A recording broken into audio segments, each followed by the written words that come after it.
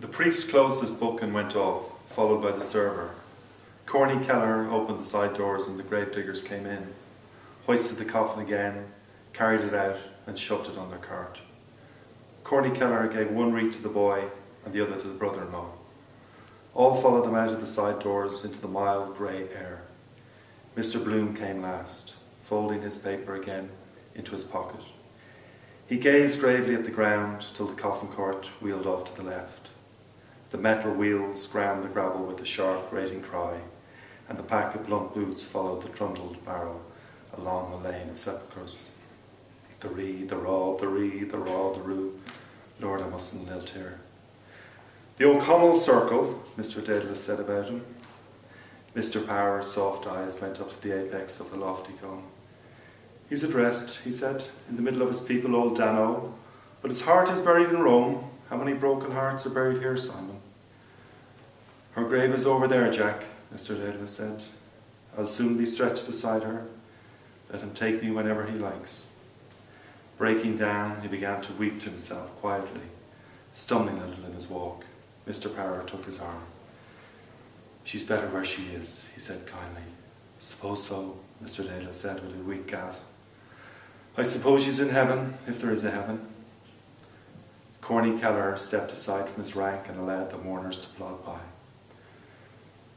Sad occasions, Mr. Kernan began politely.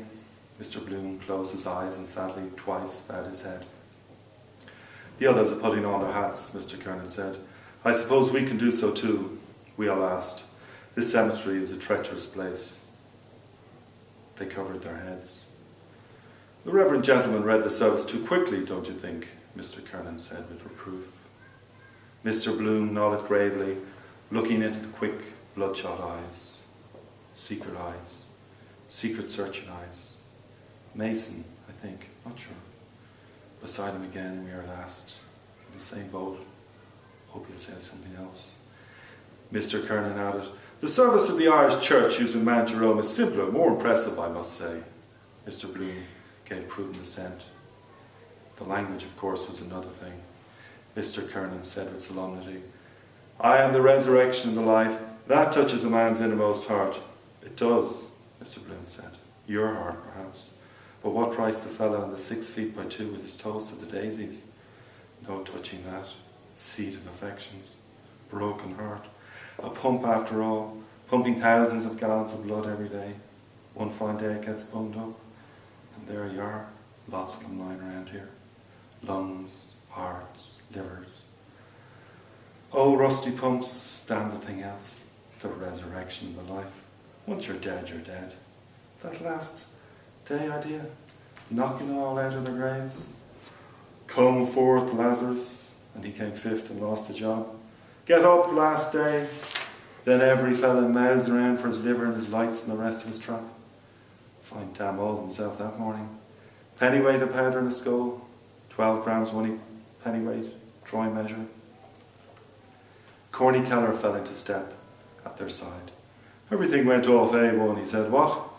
He looked on at them from his drawling eyes, policeman's shoulders, with your tularum, tularum. As it should be, Mr. Kernan said. What, eh? Corny Keller said. Mr. Kernan assured him. Who is that chap behind with Tom Kernan? John Henry Menton asked. I know his face.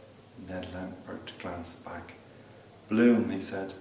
Madame Marion Tweedy, that was his, I mean, the soprano. She's his wife.